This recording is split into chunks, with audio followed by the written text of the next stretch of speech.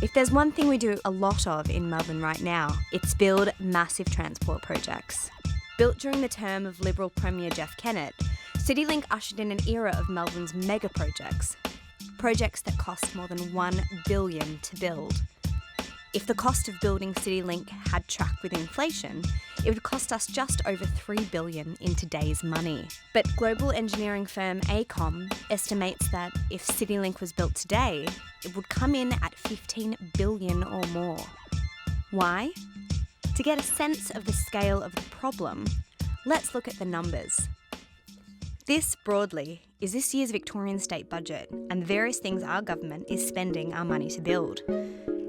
As you can see, we are spending this much building schools for our children. This much is going to new hospitals and on new facilities to keep us healthy. And this much is how much we are spending on new courts, police stations and other justice buildings. And this is how much we are spending on transport projects. The Age has spoken to infrastructure experts across the board who have watched the staggering cost blowout in the infrastructure sector and asked, how has this happened? The political infrastructure. Governments demand ever bigger announceables. UTS Professor Gary Glazebrook says projects are announced without proper development, which means cost overruns are a near certainty. Wages growth, safety costs, and union power. The cost of big transport projects in Victoria has boomed due to strict safety regimes, increasing labour costs and the power of unions.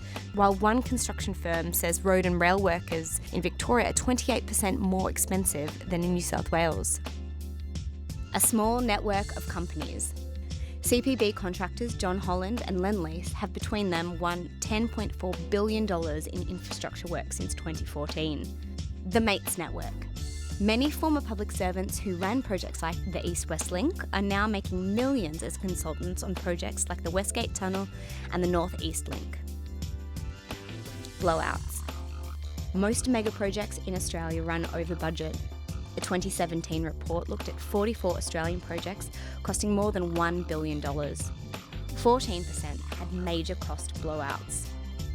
Other factors like tunnelling, environmental concerns, a lack of government expertise, public-private partnerships, the cost of materials, and keeping roads and rail open while being worked on have also contributed to the cost blowout. With the state government's take of stamp duty in freefall and the needs of the transport sector growing as the population booms, the budget is being pulled in two opposite directions. The question is, how long can they keep this up?